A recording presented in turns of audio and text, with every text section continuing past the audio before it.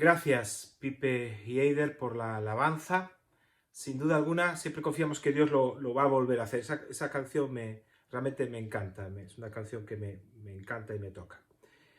Hemos aprendido en estas semanas, y la palabra que os quiero compartir, en otra enseñanza sobre los hijos de Isaacar y las características que debiéramos de tener en los tiempos que estamos viviendo, que los hijos de Isaacar, igual que nosotros, eran entendidos en los tiempos, y que Jesús les exigía a los discípulos y a los fariseos y a todo el pueblo que tenían que ser entendidos en los tiempos. Es más, les llamaba hipócritas porque eran capaces de discernir el tiempo climatológico, pero no eran capaces de discernir el tiempo que les tocaba vivir, al punto que lloró sobre Jerusalén, porque Jerusalén no había discernido el tiempo. Y esto es una cosa clave. Yo me he encontrado con muchas personas que piensan que los tiempos que vivimos son mucho peores que los tiempos que vivió Jesús. Dicen, no, para él fue la cosa allí más fácil. Pero los tiempos que vivió Jesús eran realmente convulsos. Y él trajo un mensaje que dice así, fíjate, quiero que me acompañes al Evangelio de Marcos, capítulo 1, verso 14 y 15, dice así. Después de que Juan fue encarcelado, Jesús vino a Galilea predicando el Evangelio del reino de Dios, diciendo, el tiempo se ha cumplido y el reino de Dios se ha acercado, arrepentíos y creed en el Evangelio. ¿Qué tiempo era el que vivía Jesús? El evangelista Lucas, el médico Lucas, era también muy buen historiador. A quien le gusta la historia, pues el Evangelio de Lucas es el esencial. Y Lucas, cuando habla de Jesús, define el tiempo físico en el que nace Jesús. Fijaros que, como dice Lucas capítulo 3, verso 1 y 2, dice así. En el año 15 del imperio de Tiberio César, siendo gobernador de Judea Poncio Pilato y Herodes tetrarca de Galilea y su hermano Felipe tetrarca de Iturea y de la provincia de Traconite y Lisianas tetrarca de Abilinia, y siendo sumos sacerdotes Anás y Caifás, vino palabra de Dios a Juan, hijo de Zacarías, en el desierto. Así que Lucas sitúa en el contexto histórico a Jesús. Y el contexto histórico de Jesús no era más fácil que el nuestro. Fijaros cómo se describen a tantos nombres que surgen aquí, ¿no? En la cúspide del imperio estaba Tiberio, el emperador Tiberio César. Tiberio César fue un hombre al principio extraordinario, un gran gobernante, pero él era un hombre degenerado en todos los aspectos. Llegó a un punto donde ya no le gustaba estar con mujeres y no se satisfacía sexualmente con mujeres, y tampoco ya pasó a los hombres, tampoco las relaciones homosexuales le causaban ningún tipo de estímulo, así que solo le interesaban ¿qué? Los niños. Los niños. Tiberio César vivía allá en su mansión de Capri, donde tenía una vista preciosa a la bahía de Nápoles, y allí tenía un montón de niños pequeños que le llamaban sus pececillos, ¿verdad? Así que en la cúspide del imperio teníamos a un degenerado. Realmente quien gobernaba el imperio era otra persona, un secretario, el que él delegó. Pero era un hombre totalmente pervertido y estaba ahí en la cumbre del ministerio. Entonces, del imperio. Después vemos a otro. Después dice que viene Poncio Pilato. ¿Quién era Poncio Pilato? Era el gobernador de Judea. Era el gobernador de Palestina. Era el representante del imperio allí en Palestina. Entonces, Poncio Pilato era un hombre terrorífico. La historia, y si lees a Flavio Josefo, que es un historiador de los tiempos judíos que escribió varios libros sobre aquellos tiempos, en los tiempos de Jesús, antes y después, Flavio Josefo se define a Poncio Pilato como alguien realmente aterrador.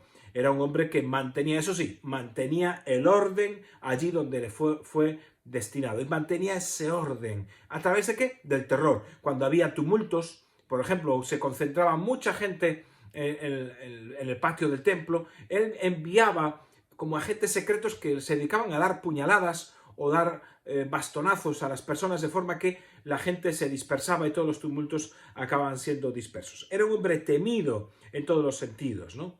Y pues viene una lista de nombres, habla de Herodes, que era tetrarca o gobernador, digamos, de Galilea, su hermano Felipe, que era gobernador de Iturea y de la provincia de Traconite, y Lisanias, que era gobernador de Abilinia. Esos tres hermanos. ¿Por qué tanta gente? Porque mirad, estos tres hombres gobernaban lo que antes gobernaba solo su padre, Herodes el Grande. Herodes el Grande era un hombre que había gobernado Palestina, Israel también durante un tiempo bastante grande, y fue el que edificó el templo, el último templo, el templo gigantesco, inigualable como el que hizo Herodes, que era una maravilla en todos los aspectos arquitectónicos, ¿no? Al punto que los discípulos decían a Jesús, mira qué piedras, mira qué templo, y Jesús dijo de ese templo que no quedaría piedra sobre piedra, aunque era grandioso. Entonces Herodes el Grande era un tipo malvado, era malo, era terrible, terrible. Mató a muchos de sus hijos, asesinó a alguna de sus esposas, a sus mejores amigos también, si veía que podían traer conflicto político. Es decir, estar cerca de él te podía tocar la lotería de vivir o morir según el capricho de él. El mismo emperador Octavio Augusto, decía, y es un dicho popular que ya lo hemos comentado en la iglesia alguna vez, que mejor era ser un cerdo de Herodes que ser un hijo de Herodes. Te podía ir muchísimo mejor en la vida, porque los cerdos, Herodes al ser judío, al tener cerdos, pues los cerdos ni los tocaba, pero un hijo casi seguro que lo podría matar si el hijo quería aspirar a ocupar su puesto. Así que Herodes era un tipo malo, pero era inteligente, era muy inteligente, y fue capaz de gobernar un país como Palestina y crear muchísimas edificaciones, y al final Roma, cuando muere Herodes, no se fiaba de ningún heredero, así que divide en tres esa zona, y en esos tres le da a cada hijo una de esas zonas, ¿verdad? A Herodes, a un hijo que se llama igual que el padre, Herodes, le da Galilea, y es el que juzga después a Jesucristo. Y está Felipe y está Lisanias. Entonces, lo que pasaba con estos hijos es que no eran tan listos como el padre. Es más, los escritos de aquella época decían que eran unos idiotas, unos estúpidos. Y entonces se juntaba que eran malos también, como decíamos aquí, antes de niños eran malos como la tiña, y para colmo eran idiotas, porque el padre por lo menos era inteligente, estos eran idiotas. Así que fíjate la situación. En el cuadro estaba un emperador degenerado, un gobernador que practicaba el terror para mantener el orden, y unos reyezuelos, por decirlo de una manera, reyezuelos puestos por Roma, que eran estúpidos, que eran tontos, que no sabían gobernar. Esa era la situación. Imaginaos cómo estaba el pueblo. Entonces, en esa situación, uno diría, bueno, pues ahí es donde aparece Jesús a predicar. Y uno diría, bueno, pues por lo menos los judíos tenían algo que les podía sostener y dar esperanza, que era su propia religión. Pero claro, aquí habla de Anás y Caifás. El texto también dice que siendo sumos sacerdotes Anás y Caifás. Bueno, eso es una cosa un poco rara porque sumos sacerdotes solo había uno. Solo había uno. Pero aquí, hábilmente, Lucas dice que eran sumos sacerdotes, dos. ¿Por qué? Porque realmente el que estaba a la sombra del sumo sacerdote era Anás, que era el suegro de Caifás. Caifás era el sacerdote, digamos, oficial. Pero quien dirigía todo, quien tenía el control del Sanedrín, era Anás. Bueno, al punto que la casa de Anás estaba pegada al Sanedrín. Y todo lo que se hacía en el Sanedrín, todo lo que se gobernaba allí, que era el Sanedrín, era el lugar donde se encontraban todos los líderes religiosos judíos, y allí se tomaban las decisiones. Allí juzgaron también a Jesucristo. Y entonces Anás y Caifás, dice el Talmud, bueno, se cuenta de ellos que eran hombres también nada buenos con el pueblo. Imagínate, cuando querían pasear por Jerusalén, llevaban una guardia personal llena de bastones y daban bastonazos a todo el mundo, de forma que les abrieran el camino y ellos pudieran caminar rápido sin ningún tipo de interrupciones. Entonces, no había nada bueno que esperar de la religión, donde lo único que se hacía era obligar a las personas. Bueno, Jesús mismo definió el trabajo de Anás y Caifás, que habían convertido el templo en una cueva de ladrones. Entonces, ese es el panorama. Y en ese mundo es el que viene Jesús a predicar. Es el que viene Jesús a predicar. Un mundo que después de todo tampoco es tan distinto del nuestro, porque hay corrupción, hay mucha corrupción, como pasaba en aquellos tiempos, sigue habiendo degeneración sexual, como vemos que también pasaba en aquellos tiempos, hay todo tipo de conflictos y sobre todo ahora vivimos bajo una nube, para mucha gente una nube de angustia y de inquietud que tiene que ver toda la pandemia del coronavirus que estamos pasando. Ahora, ¿qué predicó Jesús? Porque es lo que vimos al principio en Marcos capítulo 1. Si vamos de nuevo a Marcos capítulo 1, vemos lo que predicó. ¿Cuál fue el mensaje de Jesús en medio de ese contexto? Y que también puede ser nuestro mensaje para nuestro contexto social. Para que veas que aquellos tiempos no eran fáciles, como tampoco son fáciles los tiempos que hoy vivimos. Y te recuerdo lo que predicó Jesús. Entonces Jesús dice que predicando el Evangelio del Reino de Dios, diciendo: el tiempo se ha cumplido, el reino de Dios se ha acercado, arrepentíos y creed en el Evangelio. Estas 4 cosas. Es decir, hay 4 cosas que Jesús traía en su mensaje del Evangelio del Reino. Primero, dice, el tiempo se ha cumplido. Y esto es un mensaje muy importante, porque durante siglos los judíos esperaban la salvación. Durante siglos los judíos esperaron la redención, esperaban que se manifestara Dios, que viniese el Mesías y los liberase de todas las circunstancias políticas, sobre todo, que estaban pasando. Esperaron más de 1000 años y nada pasaba, nada producía. No solo nada pasaba, sino que parecía que las cosas empeoraban poco a poco. Vinieron los asirios, un reino del norte, y acabaron con todo lo que es llegó un momento que Israel estaba dividido en 2 partes, la parte norte, donde estaba la capital en Samaria, se llamaba el Reino del Norte, y la parte sur, Judá, donde estaba la capital en Jerusalén, era el Reino del Sur. Llegaron los asirios y acabaron con el Reino del Norte, con Samaria y con todo. Después llegaron los babilonios y acabaron con el Reino del Sur. Se los llevaron desterrados, 70 años estuvieron desterrados en Babilonia. Después cuando pudieron volver, pasaron otra invasión de los persas. Después vinieron los griegos, vinieron los macedonios, vinieron los romanos. Es decir, el pueblo judío estaba esperando el tiempo de la manifestación de Dios, que Dios los salvaba. Pero no venía la redención, no venía la salvación, no venían eso, por ningún lado veían la solución. Y lo primero que Jesús dice, lo primero que Jesús predica, esto es muy importante, dice: el tiempo se ha cumplido. El tiempo se ha cumplido. Ya no tienes que esperar más. Eso que tanto anhelabas, ya el tiempo se ha cumplido. La espera que habéis tenido de generación en generación, la espera que habéis tenido por más de 1000 años, ha llegado a su fin. Se ha cumplido. ¿Querías salvación? Aquí está la salvación.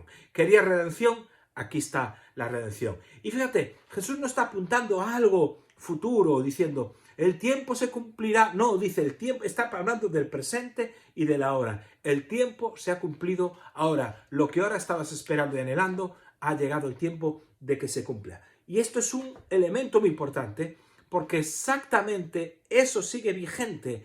Al venir Jesús a predicar, eso sigue vigente hoy. El tiempo se ha cumplido. Tú mismo no tienes que seguir esperando muchas cosas. Hay gente que está esperando a ver si Dios actúa. No, el tiempo ya es el tiempo de Dios, ya es tu tiempo. Sea cual sea tu circunstancia, tu historia va a cambiar. ¿Por qué? Porque el tiempo se ha cumplido. Si tú le entregaste tu vida a Jesús de corazón algún día, el tiempo se ha cumplido. Ya no es tiempo de que cargues con pecados, no es tiempo de que cargues con crisis económicas, con angustias, con desesperación.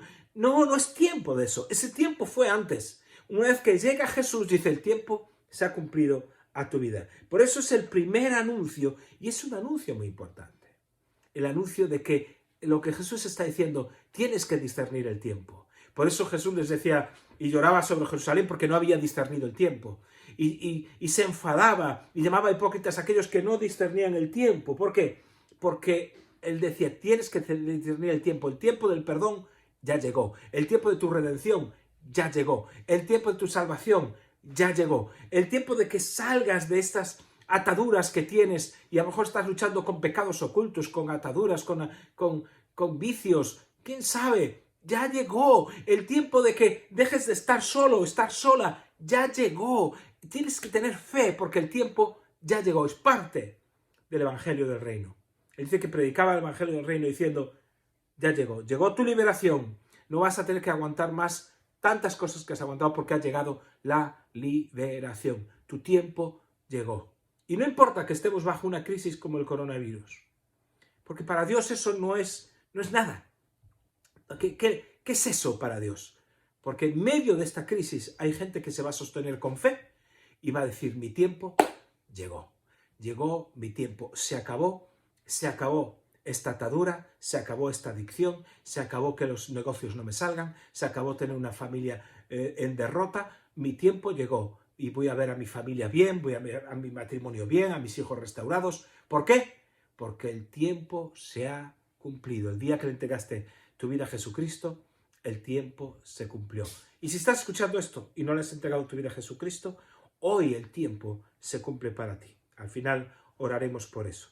Lo segundo que dice en el Evangelio de Marcos, capítulo 1, verso 15, dice, el tiempo se ha cumplido, segundo, y el reino de Dios se ha acercado. ¿Qué pensaban que era el reino de Dios los judíos? Lo que pensaban era eso, una liberación nacional. Estaban deseando que viniese el Mesías y los libertase de una vez de la opresión romana. Igual que querían que los libertasen de las opresiones de los pueblos anteriores que antes cité. Entonces, pero el reino que estaban esperando era un reino físico, un reino de liberación física. Pero fíjate, quiero resaltarte 4 aspectos que Jesús citó de lo que era su reino. De lo que era su reino. Y que chocaban con la mentalidad judía. Y el reino de Dios sigue chocando con la mentalidad de muchos hombres y mujeres hoy en día porque se manifiesta de una forma que nadie espera que sea así. Fíjate, el primero, dice Jesús, que su reino no es de este mundo. Si vamos a Juan capítulo 18, en Juan capítulo 18, Jesús tiene una conversación con Pilatos, y Pilatos, que casi se quiere como no lo quiere juzgar, que dice, este no es un asunto mío, ¿verdad?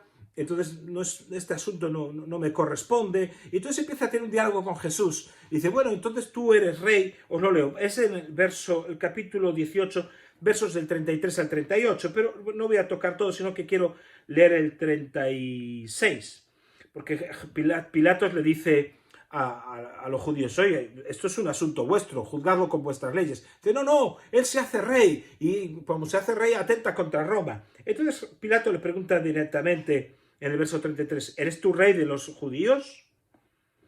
Es decir, ¿eres tú rey de los judíos? Y entonces empieza ahí un diálogo, y Jesús le contesta finalmente así en el verso 36. Mi reino no es de este mundo. Si mi reino fuera de este mundo, mis servidores pelearían para que yo no fuera entregado a los judíos. Pero mi reino no es de aquí. En un solo verso dice 3 veces que mi reino no es de este mundo. Mi reino no es de aquí. Esto es muy importante. ¿Por qué? Porque muchas personas piensan que, como Pilatos, ¿verdad? Y dijo, bueno, si este hombre es rey y es rey, voy a tener un problema con el emperador, así que mejor cortar por lo sano y ya está. Es decir, por eso le pregunté, ¿es cierto que tú eres rey de los judíos? Y dice, tú lo has dicho, no yo, tú lo dices, no yo. Y se establece esa conversación y lo primero que dice Jesús es, mi reino no es de este mundo. Es decir, el reino de Dios no pertenece a los parámetros de este mundo. Esto hay que tenerlo bien fijo. Segunda cosa que dice Jesús acerca de su reino. Dice, mi reino ha llegado, no llegará, ha llegado. Allá en Mateo capítulo 12, versos del 24 al 28, los fariseos empiezan a acusar a Jesús de que está echando fuera demonios y que echa fuera demonios a través del mismo Belcebú. Y Jesús le dice, ¿pero cómo puede ser? Una casa dividida contra sí mismo no puede permanecer. Yo no puedo echar demonios a través de Belcebú, lo hago a través del Espíritu de Dios. Entonces dice así en el capítulo 12, verso 28, dice así. Perdón, estoy en otro capítulo, voy al 12, verso 28, dice así.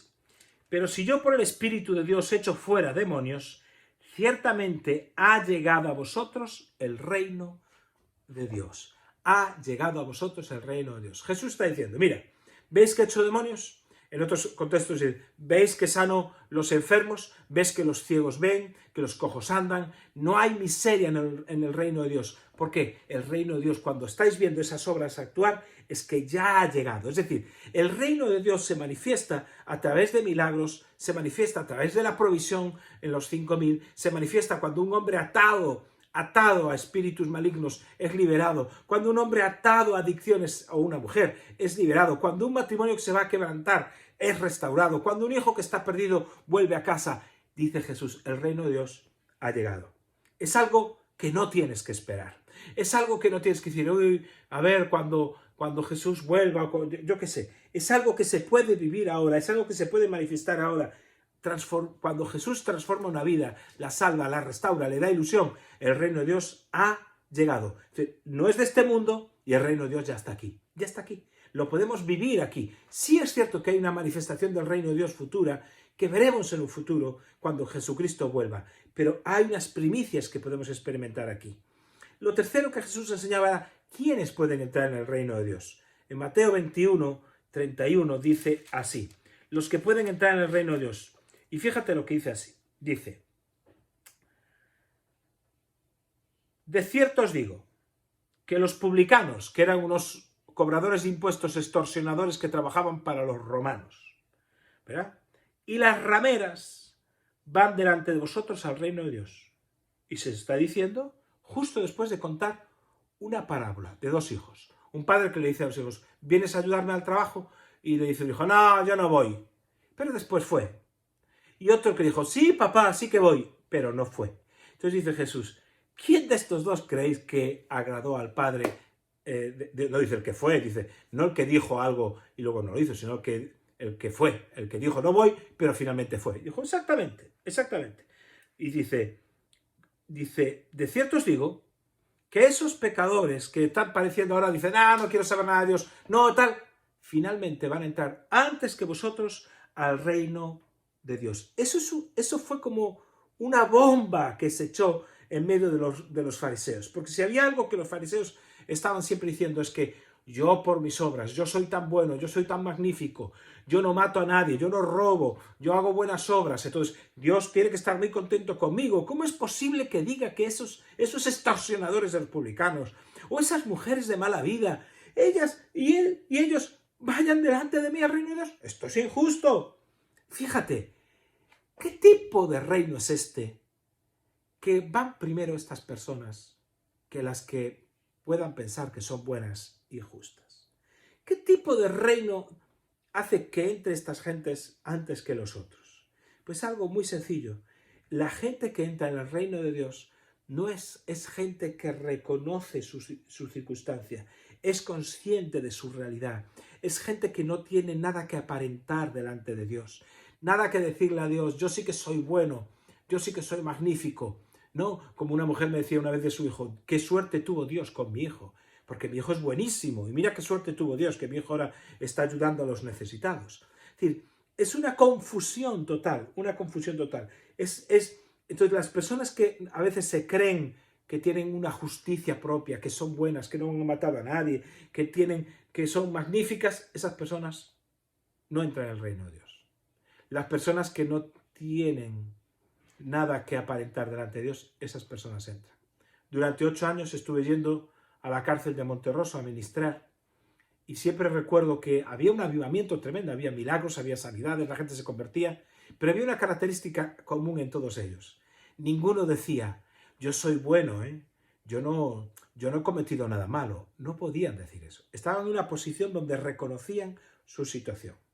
No sé si recordáis aquella historia que Jesús contó cuando en Lucas 18, del verso 9 al 14, habla de dos hombres que fueron a orar. Entonces uno que estaba en primera línea, que era un fariseo, ¿verdad? Entonces, y otro que estaba en la parte de atrás, el fariseo estaba en primera fila, y el otro dice que empezaron a orar. Y el fariseo oraba, dice Lucas que oraba consigo mismo. Y estaba tan satisfecho de cómo él era. Estaba tan lleno de sí mismo, estaba tan encantado consigo mismo, que oraba consigo mismo diciéndole a Dios lo bueno que él era y lo magnífico que él era. Que él diezmaba todo, que hacía todo bien, que ayunaba 2 días a la semana. Es decir, lo que estaba diciendo es, mira Señor, tus normas es que se ayune al cabo del año una serie de veces. Pues yo 2 días a la semana. Yo más, yo soy mejor, requete mejor, ¿verdad? Hacía los diezmos, iba a lo mínimo. El hombre cumplía con todas las reglas y más. Entonces estaba atrás, humillado, este hombre pecador, que no se atrevía ni levantar la cabeza y decía, Señor, sé propicio a mí, porque el fariseo ya era propicio, es decir, él se autoexaltaba, pero el pecador no podía hacerlo, decía, Señor, sé propicio a mí, ¿verdad? Él sabía que estaba lejos, él sabía que estaba mal, él sabía que estaba totalmente apartado de Dios. Y Jesús dice, ¿quién creéis que fue justificado? Es decir, ¿quién creéis que fue justificado? Entonces, aquel que pensaba que tenía muchos méritos propios y obras que ofrecer, o el que no. Y fíjate, Jesús dice que este hombre descendió a su casa justificado en lugar del otro. Algunas versiones dice antes que el otro, pero en la Biblia exactamente en griego ves varias versiones, dice el hombre pecador se fue justificado en lugar del otro. Es decir, que el que oraba y se oraba a sí mismo diciendo qué bueno soy, ¿verdad? No tuvo lugar en el reino de Dios. Por eso tienes que entender que la entrada al reino de Dios, según Jesús, es aquellos que tienen una clara idea de que no merecen entrar en el reino de Dios. Cuando piensas que mereces entrar, es cuando no entras. Solo puedes recibir eso como un regalo. El reino de Dios se acepta como un regalo de la gracia. Una gracia es un regalo que no merezco de parte de Dios. Y esto es muy importante. Y termino aquí con lo del reino de Dios. El cuarto aspecto del reino de Dios es que es lo más importante y más urgente que debes buscar y debes tener. Es tan importante que Jesús, cuando enseña en Mateo 6, en el Sermón del Monte, dice, mira, no te afanes por lo que has de comer, por lo que has de vestir. Todas estas cosas que necesitas en la vida, todas estas cosas que generan la ansiedad, todo lo que te genera ansiedad, todo eso, Dios se va a encargar. ¿Qué has de comer? ¿Qué has de beber? Ahora nos está generando ansiedad, ¿qué? El confinamiento, el coronavirus. ¿Qué será? Aquellos hermanos que tenéis negocios, ¿qué será de nuestros negocios? O aquellos que dependéis de empleo de otros, ¿me volverán a contratar? Ahora se está hablando de una crisis tremenda y que van a ir mucha gente al paro, millones.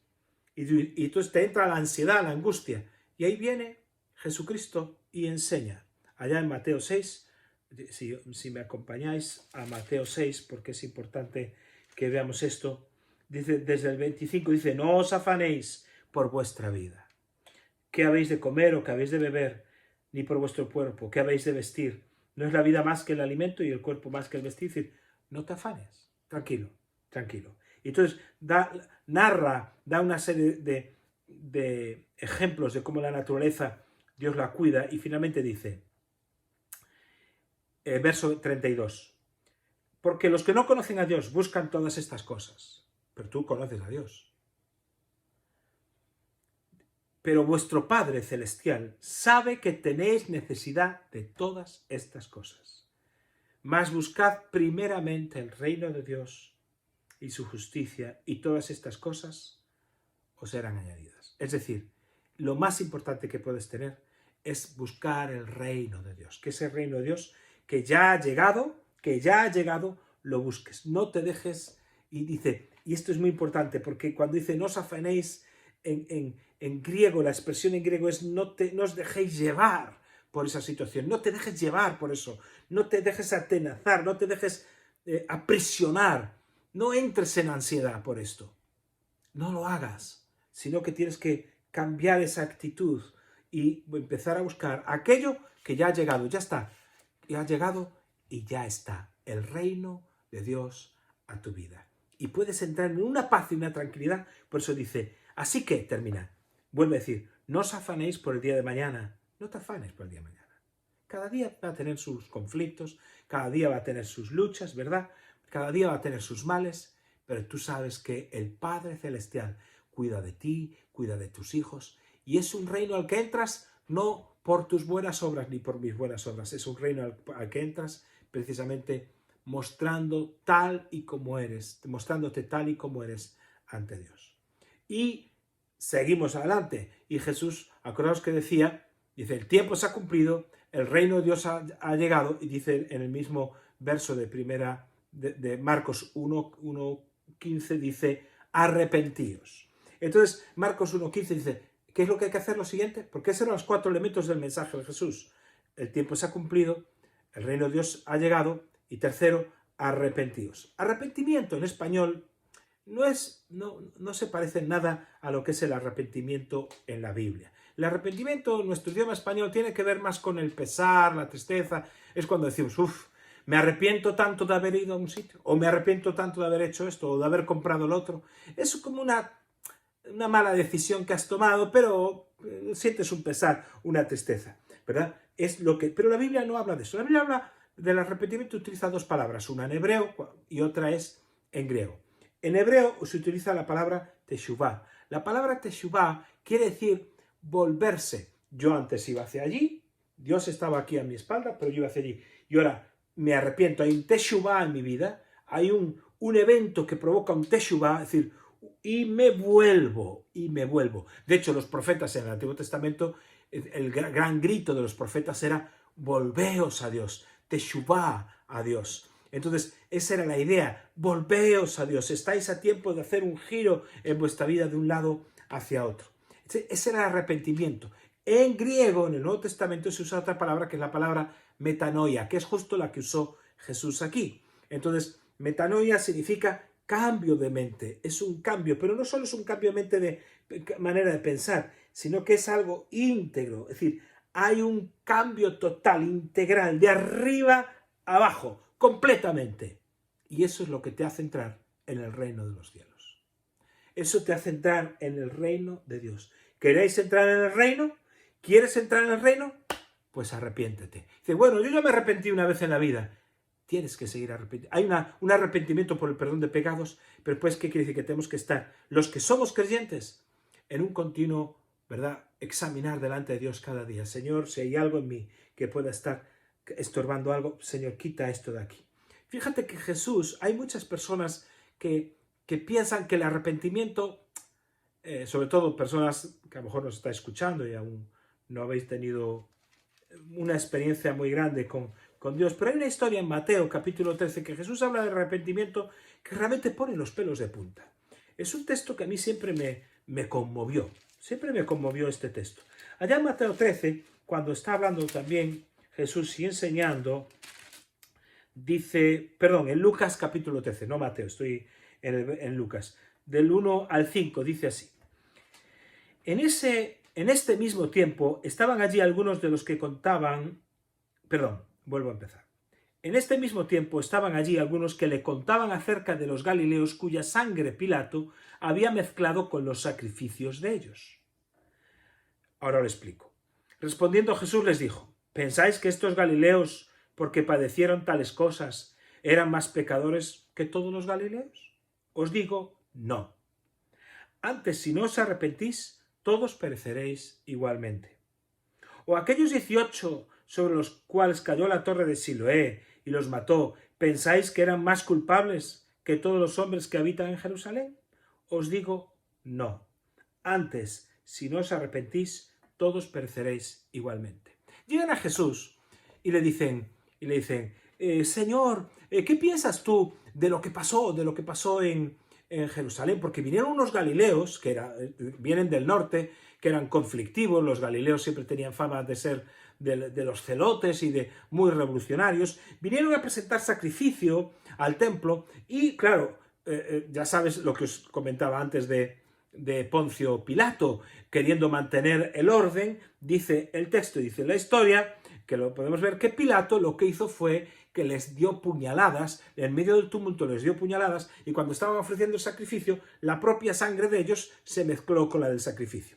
Y como ellos eran radicales del norte que venían, pues ¿ves? Eso fue que los judíos, digamos, los judíos más prorromanos, podían decir, eso fue porque venían a romper el orden, les estuvo bien, eso les estuvo muy bien porque venían a romper el orden social y a meternos en un problema con los romanos. Eso fue un juicio de Dios para ellos, seguro.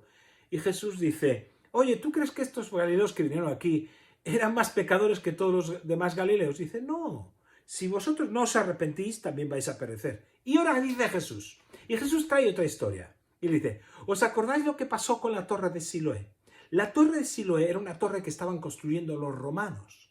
Y para los judíos, que alguien colaborase con los romanos haciendo la torre era un insulto, era un traidor, era un colaboracionista de los romanos. Entonces todos aquellos que estaban haciendo la torre de Siloé, para los judíos allá en Jerusalén, eran traidores a su nación. ¿Y qué pasó? Que un día, aquí veis, dice que los 18, ¿verdad? Y los mató, dice, aquellos 18 sobre los cuales cayó la torre. Un día cae la torre y mata a 18 hombres. Entonces muchos pensaron, ¡ja, ja! Eso fue un castigo de Dios. Eso fue un castigo de Dios por colaborar con los romanos. Y Jesús dice, ¿pensáis que eran más culpables que todos los hombres que habitan Jerusalén? Dice, ¿que vosotros? Dice, no. Antes, si no os arrepentís, todos pereceréis igualmente. Es decir, muchos buscaban que seas contra los romanos o seas a favor de los romanos, eso es igual. Si no te arrepientes, vas a perecer. Yo a veces pienso en nuestra situación política mismo en España, que si el independentismo de un lado, que si del otro, y la gente se posiciona, y que si en contra del gobierno. A nosotros Dios nos llamó a orar por el gobierno, ni a hablar mal de nuestros gobernantes, ni del presidente, ni del vicepresidente, ni de nadie. El llamamiento de Dios es a orar, porque quien los critique sobra en las redes, pero quien ore por ellos no sobra, hay poquísimos. Entonces tenemos que orar para que cualquier espíritu del mal no esté en sus mentes y sustituirlo por las ideas divinas que puedan ser sembradas en las mentes de nuestros ministros y de nuestro presidente y del rey y de todos. Entonces, ¿qué está diciendo? A veces yo veo que la gente se posiciona y dice, no, mira, es que si no se arrepienten aquellos que sean contra la independencia de Cataluña o a favor de la independencia de Cataluña, es igual, van a estar perdidos todos. Si no se arrepienten aquellos que están a favor del gobierno o en contra del gobierno, van a estar perdidos todos. Es que nuestro asunto, nuestra visión, no tiene que ver con la situación social y política. Nuestra visión tiene que ver con el reino de Dios, con que la gente se arrepienta. Por eso dice, ¿creéis, dice Jesús, que la gente que muere por estas circunstancias es más culpable? Y dice, no, no se muere por un asunto de culpabilidad. No es más culpable porque si es pro Roma o pro Galilea. Ese no es el asunto. No se trata de eso. Se trata de que tienes que volverte a Dios. Tiene que haber un cambio, una metanoia. Si no, no vas a entrar en el reino de Dios. Te lo pierdes. Y esto es duro. Porque a veces nuestra predicación, y yo veo a veces incluso hermanos que casi se convierten en predicadores políticos. No. Nuestra predicación tiene que ser arrepiéntete. Se ha abierto un tiempo de arrepentimiento con esto del coronavirus. El mito de la inmortalidad, al ver que hay 25.000 muertos en España, 25.000 muertos, muchísimos más que en China, muchísimos, bueno, que solo Estados Unidos e Inglaterra nos superan desgraciadamente en este momento. Es una desgracia esto. La gente ha perdido la sensación que tenía de inmortalidad, de que iban a ir al hospital y que iban a ser sanados de todo. No, el hospital no puede sanarte. La ciencia no tiene todas las respuestas, ni siquiera rápidas. Entonces ese temor se ha instaurado en las vidas de las personas. Y nosotros no podemos ir a predicar con vanas esperanzas. Todo pasará, no te preocupes. ¿Cómo no te preocupes? Tienes que preocuparte muchísimo. Es más, tienes que arrepentirte.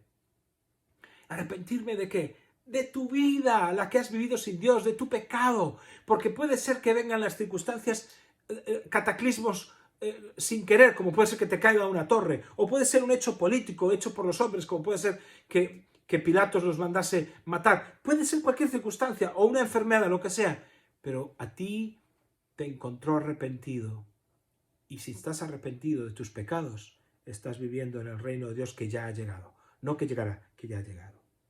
Y finalmente, la predicación de Jesús, acordaos que tenía 4 partes, el tiempo se ha cumplido, el reino de Dios ha llegado, arrepentíos, y dice en el último punto, en Marcos 1:15, creed en el Evangelio. Evangelio significa buena noticia. Por eso nuestra iglesia se llama así, buenas noticias. Podría llamarse la iglesia del Evangelio, pero es la iglesia de las buenas noticias. Es decir, ¿y cuál es la buena noticia? La entrada al reino de Dios no depende de ti. No, depende de Él, dependió de Él. Él abrió la puerta del reino de Dios. Dice la Biblia, entrad por el Salmo 100, entrad por sus puertas dando gracias. Es decir, las puertas no se abren porque damos gracias, no. Damos gracias porque las puertas se abrieron, las puertas del cielo, las puertas de una vida plena, las puertas de una vida satisfactoria, las puertas de una vida en perdón, en victoria, están abiertas. Por eso nosotros damos gracias tanto tiempo en la alabanza, no para que se abran las puertas, sino porque están abiertas para sus hijos. y para nosotros, para ti y para mí. La buena noticia es que no tienes que pagar por entrar en el cielo. Es un regalo de Dios. La buena noticia es que no tienes que ser perfecto. Puedes tener tus errores, pero hay un corazón arrepentido. Por eso hay personas que dice Jesús, van a entrar antes que tú, porque aunque viene de un mundo oscuro, viene un mundo de pecado, de desecho, esas personas pudieron quebrantarse, arrepentirse, como aquella mujer que rompió el frasco de alabastro y tenía una vida disoluta, una vida complicada, una vida en pecado. Pero Jesús la justificó, dice, lo que hizo ella siempre se recordará mientras este evangelio sea predicado. Entonces el evangelio son las buenas noticias, es un evangelio de gracia, es algo, y el evangelio ¿qué es? Que Jesús murió por nosotros. Fíjate, hay un texto, a mí me encanta mucho, pero te lo voy a explicar brevemente. Está en Romanos capítulo 5. Después del libro de Hechos, los Evangelios, Hechos, viene una carta muy larga que se llama Romanos, que Pablo escribe, lógicamente, a los que están en Roma, ¿verdad? El Evangelio, que es esta buena noticia, le explica un poquito cómo es eso, ¿verdad? Aquellos que, por supuesto, aquellos que tienen una conciencia de sí mismos, que son pecadores, que se han arrepentido, aquellos que por eso es una buena noticia para todos, para los pobres, para los ricos, para los desheredados, para los que tienen herencia, para las prostitutas, para los publicanos, pero también para aquellos que no tienen ningún otro problema. La condición es la misma para todos. Tienes que reconocer que tu estado delante de Dios no es el correcto. Tienes que arrepentirte. Si tú te arrepientes, el tiempo ha llegado. Si tú te arrepientes, el tiempo se ha cumplido y el reino de Dios ha llegado. Y ahora, después de arrepentido, ¿qué tengo que hacer? Tienes que creer. Entonces entras ya en una dinámica de fe y creer que las buenas noticias es algo increíble. Y si tú te mantienes pensando, y si tú eres de los que piensas que tú no haces daño a nadie, después de todo no llevaste tan mala vida, después de todas las circunstancias que has vivido, en fin, y sacas a relucir todas tus buenas obras o todas tus buenas condiciones, entonces Jesús se convierte en malas noticias, en vez de buenas noticias. ¿Y qué malas noticias es? Que no vas a entrar al reino de Dios. No vas a entrar. Desgraciadamente es así. Fíjate lo que dice Romanos 5, verso 1 al 5, bueno, del 1 al 10, pero voy leyendo poco a poco. Justificados, pues, por la fe. Es decir, estamos delante de Dios, perdonados, digamos, por la fe. Tenemos paz para con Dios por medio de nuestro Señor Jesucristo. Lo que el mundo ansía completamente, que es tener paz, y no puede haber paz si no hay paz con Dios, dice, es por la fe.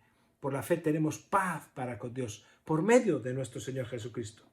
Por quien tenemos también entrada por la fe a esa gracia. La gracia es un regalo, acuérdate, que Dios nos da, en la cual estamos firmes y nos gloriamos en la esperanza de la gloria de Dios. Y dice un poquito más adelante, porque el amor, en verso 5, porque el amor de Dios ha sido derramado en nuestros corazones por el Espíritu Santo que nos fue dado. Porque Cristo, y ahora escucha, aun cuando éramos débiles, es decir, aun cuando éramos esos publicanos, esas personas que la gente despreciaba, a su tiempo, otra vez el tiempo, murió por los pecadores.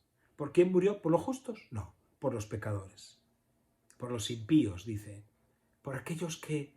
No murió por aquellos que se creían tan buenos, como aquel que oraba diciendo, yo sí que soy bueno, Señor, y no ese que tengo ahí detrás. No soy como ese pecador que está detrás. Dice, él no se fue perdonado, pero el otro sí. Dice, ciertamente, y ahora se explica así en la Biblia, el apóstol Pablo explicaba, decía, ciertamente, con toda seguridad, apenas morirá alguno por un justo. Es decir, ciertamente hay ocasiones que alguien puede morir por otra persona cuando esa persona es una persona buena, justa, que dices, oye, pues das la vida por ella, ¿verdad? Entonces, con todo, pudiera ser que alguno osara morir por el bueno. Puedes morir por un hijo, puedes morir por alguien que amas, puedes morir dando tu vida por un acto noble, ¿verdad?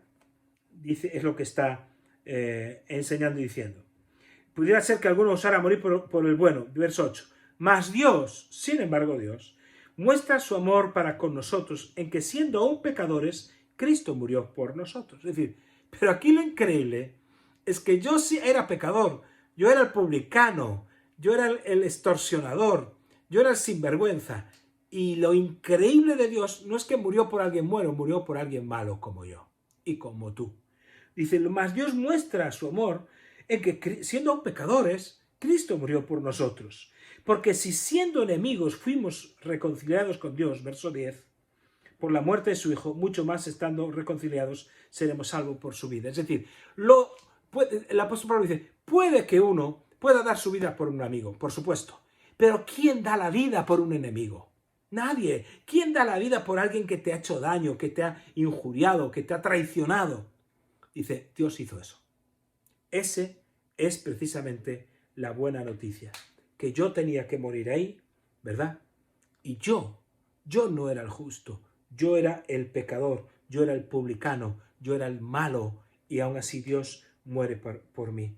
Jesús no solo predicó el Evangelio, se hizo Evangelio dando su vida por los demás. Es decir, se encarnó varias veces. Se hizo Dios y se encarnó y se hizo hombre. Siendo Dios se encarnó y se hizo hombre. Pero luego encarnó lo que predicaba. No solo predicaba las buenas noticias, sino que se convirtió en buenas noticias. Y cuando hubo que morir, donde Marcos tenía que ser crucificado, donde Marcos tenía que ser atravesado, donde esos clavos tenían que atravesarme a mí, me separó a mí y se puso él. Y esa es la buena noticia. Por eso es tiempo, hoy es tiempo de que entiendas, de que comprendas que el tiempo ha llegado para tu vida. Para tu vida. El tiempo se ha cumplido. Si nos estás viendo y nunca le has entregado tu vida a Jesucristo, no sabes lo que es esto, lo que tienes que hacer es como una oración muy sencilla. La oración de un pecador. Y dice, Señor, ten misericordia de mí. En la intimidad, en tu tiempo, ten misericordia de mí. Perdóname mis pecados. Es decir, lávame, es decir, límpiame. Quiero volverme a ti. Y en ese momento, Jesús escucha tu oración y te hace una nueva persona. De forma que, como dice la palabra de Dios, las cosas viejas pasaron. Y el viejo Marcos pasa, y la vieja Ana pasa, y el viejo Carlos pasa, y la vieja Carmen pasa, y llega una nueva persona que vuelve a nacer. Ahora oraré por eso. Pero si tú ya eres creyente de tiempo, yo quiero decirte una cosa. No rebajes el mensaje del Evangelio. En estos tiempos del coronavirus, en estos tiempos de la crisis, nosotros tenemos que tener el mismo mensaje que Jesús tuvo en tiempos de crisis. Y decirle a las personas lo mismo. Tu tiempo se ha acercado. Hoy es tiempo, este tipo de coronavirus es un tiempo en el que Dios se está manifestando. El tiempo se ha cumplido. Y te voy a decir una cosa, el reino de Dios se ha llegado. Déjame orar por ti. Déjame pedir a Dios que se produzca un milagro en tu vida. Déjame que ore por provisión o por sanidad. Déjame. ¿Por qué? Porque el reino de Dios ha llegado. Y después háblales claramente. Tienes que arrepentirte. No puedes pretender seguir agradando a Dios, ¿verdad? Querer que Dios te bendiga, pero querer mantener los pecados. Querer que Dios te ayude, pero querer mantener un estilo de vida que niega, ¿verdad?, la palabra de Dios, que niega a Dios mismo. No puedes vivir esas dos cosas, por eso tienes que arrepentirte, que es rendirte, es quebrarte, es decirle a Dios, perdóname, al punto que tu mente empieza a cambiar y en vez de ir hacia allí, giras y hay un cambio de un giro de 180 grados en tu vida. ¿Y qué tienes que hacer después? Creer. ¿Qué es lo que tienes que creer? Que si Dios dio la vida de su Hijo por ti, si Jesús entregó la vida por ti, al que dio a su Hijo por ti, ¿cómo no te dará también, juntamente con su Hijo, todas las demás cosas? Todas las demás cosas están a disposición de aquellos que creen en el Evangelio. No que creen en el optimismo, no que creen en la esperanza vana, creen en las buenas noticias, que yo siendo un pecador, Cristo murió por mí. Es decir, hermano, hermana, tú que eres creyente, vístete con este mensaje. Estas 4 cosas en estos tiempos de coronavirus nos darán dirección. Y ahora quiero orar para que si nos estás escuchando y nunca antes le entregaste tu vida a Jesucristo, ahora es el momento de hacer esa oración de arrepentimiento. Y es el momento de decir con tu boca que crees en el Evangelio de nuestro Señor Jesucristo. Te invito a que puedas hacer esta oración conmigo. Si quieres cerrar tus ojos, los cierras, y si no, es igual, miras la pantalla. Yo los cerraré mientras oro, pero sí es importante que tú hagas esta oración conmigo. Señor Jesús, me arrepiento de todos mis pecados. Tú sabes cómo yo he vivido y tú conoces mi historia. Conoces mis sufrimientos y mis alegrías. Y conoces todo lo malo que he llegado a hacer, a pensar.